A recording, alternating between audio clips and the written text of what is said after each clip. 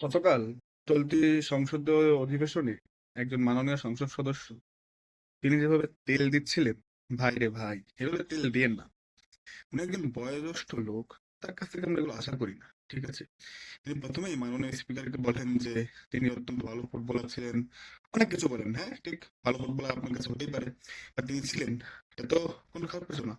এরপর বলেন যে তিনি ইউরোপ আমেরিকা জন্মালে আপনার পেলের চেয়েও ভালো হতে পারতেন, বা পেলে ম্যারাডোনার সমপর্যায়ে হতে পারতেন।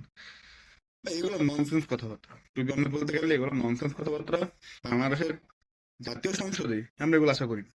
আবার স্পিকার, আপনারা জানেন যে জাতীয় সংসদের যারা সদস্য তাদের একটি নির্দিষ্ট সময় দেওয়া হয় কথা বলার জন্য। এর মধ্যে তাদের কথা বলতে হয়, এটা নিয়ম। নাহলে আপনি সবাইকে তো মানে অফুরন্ত সময় দিলে সংসদ অধিবেশন শেষ হবে না। সেক্ষেত্রে স্পিকার তাকে বারবার বলছিলেন যে মাননীয় সংসদ সদস্য, আপনি আপনার মূল পয়েন্ট গুলো বলেন। আজানের সময় আছে, আর 1 মিনিট সময় আছে। আজানের সময় হয়ে গেছে, নামাজ পড়তে যেতে হবে, আর 30 সেকেন্ড সময় আছে। তিনি তখনও তেল মেরেই যাচ্ছেন, তেল মেরেই যাচ্ছেন। ঠিক আছে, এক পর্যায়ে তিনি বললেন যে আমি তো আমার এখনো বক্তব্য শুরুই করিনি। তখন সংসদে আর বাকি যে সব সংসদ সদস্যরা রয়েছে তাদের মধ্যে একটা অট্ট হাসির রোল পড়ে। স্বাভাবিকভাবে এটা একটা হাসির হাস্যরসের জন্ম দেয়। টু বি অনেস্ট, প্রথমে আপনার মনে হবে যে না, একটু হাস্যরসের দরকার আছে, এরকম মজার মানুষও দরকার আছে। But at the same time, বাংলাদেশের জাতীয় সংসদ, এখানে 17-18 কোটি মানুষের জন্য আপনি আইন প্রণয়ন করে থাকেন। তাদের কথা আপনি বলে থাকেন, নির্দিষ্ট সংসদীয় এলাকার কথা আপনি বলে থাকেন, তাদের দুর্দশার কথা বলে থাকেন। ঠিক আছে, আমাদের গরিব গরিব দেশ, আমাদের তো দুর্দশা শেষ নেই। তো সেক্ষেত্রে সংসদে কিন্তু প্রতিটা সেকেন্ডারি ভ্যালু রয়েছে।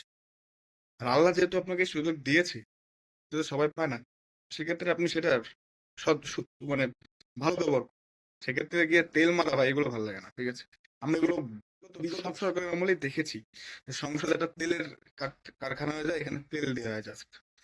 বাট ভেবেছিলাম হয়তো বা এবারের সংসদ একটু মানে তেলবিহীন হবে। বাট যেভাবে আমরা আগাচ্ছি, আশা করি সামনে আরো এরকম ক্যারেক্টার আসবে। কিন্তু সত্যি কথা বলতে তিনি একজন বয়োজ্যেষ্ঠ মানুষ, তাকে নিয়ে এসব বলতেও ভালো লাগছে না, এমন তিনি একজন মাননীয় সংসদ সদস্য বটে। তুমি আমি আশা করবো যে তিনি এবং আর যারা রয়েছে, যারা ভবিষ্যতে স্ক্রিপ্ট লিখছেন তেল মারার জন্য, তারা একটু তেল তেল কম দেবেন ভাই। তেল দিয়ে লাভ নেই। মানুষ আসে, আপনার ক্যারেক্টার নিয়ে যখন প্রশ্ন ওঠে, সোশ্যাল মিডিয়াতে তো আপনাকে প্রচুর ব্যাশিং করা হয়। তো সেক্ষেত্রে নির্দিষ্ট সংসদীয় এলাকার কথা তুলে ধরুন, আইন প্রণয়ন বাংলাদেশের জন্য যেটা ভালো হয় সেটা করুন।